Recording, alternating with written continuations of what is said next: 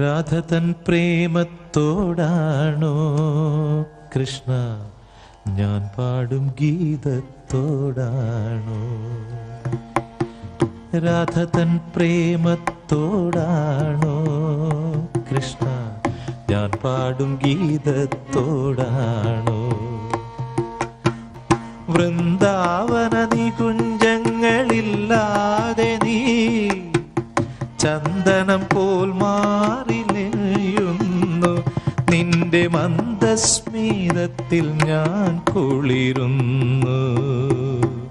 പറയരുതേ രാധയറിയരുതേ ഇത് ഗുരുവായൂരപ്പ രഹസ്യം.